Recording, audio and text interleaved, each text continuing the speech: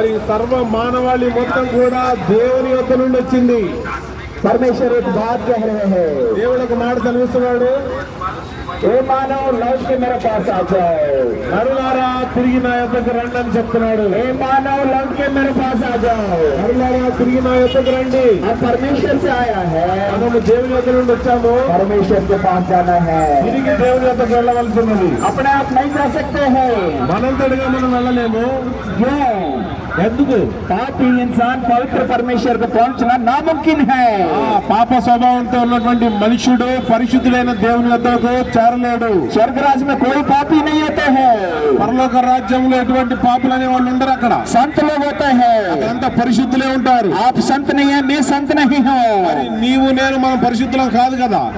इसलिए हमको चाहिए आपसे निकालने के लिए एक व्यक्ति चाहिए. మరి అందుని బట్టే మన పాపాలు తీసివేసి ఒక వ్యక్తి మనకు అవసరమే అన్నాడు. पाप निकलने के लिए पवित्र खून चाहिए. పాపాలు తీసివేయడానికి పరిశుద్ధ రక్తం కావాలి. भेड़ बकरे के खून के द्वारा हमारे पाप शुद्ध नहीं होते हैं. మేకల యొక్క గొడ్ల యొక్క రక్తం ద్వారా మన పాపాలు శుద్ధి చెందవు. फिर कैसे निकल सकते हैं पाप? ఏ విధంగా ఈ పాపాలు తీసివేయబడతాయి? पाप का मजदूरी मृत्यु है. మరి పాపం వల్ల వచ్చే జీతం మరణము. मृत्यु में भेजने के लिए परमेश्वर आपको नहीं रचा. అయితే దేవుడు నిన్ను మరణానికి అప్పగించడానికి నిన్ను సృష్టించలేదు. आपको मेरे को रचा परमेश्वर का समुद्र में बैठने के लिए. దేవుని సన్నిధిలో నీవు నేను కూర్చుండటం కొరకే దేవుడు మనల్ని సృష్టించాడు. మరి బైబిల్ కు సంబంధించిన మాటలు కలిగిన పుస్తకం ఇది.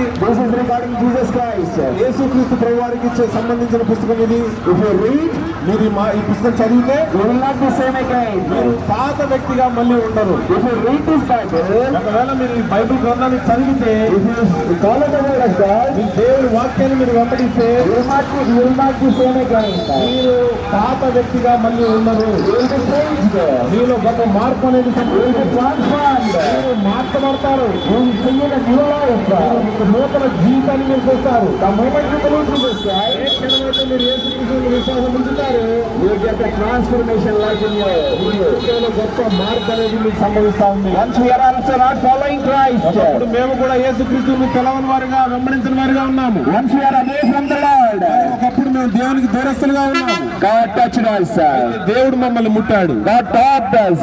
దేవుడు మాతో మాట్లాడాడు. God spoke to us. దేవుడు మాతో మాట్లాడాడు. We obeyed Him. మేము ఆయనకు లోబడ్డాము. We followed Him. ఆయన మేము వెంబడించాము. We prayed to Him. ఆయనకు మేము ప్రార్థించాము. The moment we speak to Him, ఎప్పుడైతే మేము ఆయనతో మాట్లాడటం అనేది ఆరంభించామో, the moment we prayed, ఎప్పుడైతే మేము ప్రార్థించామో, God started to speak with us. దేవుడు మాతో మాట్లాడటానికి ఆరంభించాడు.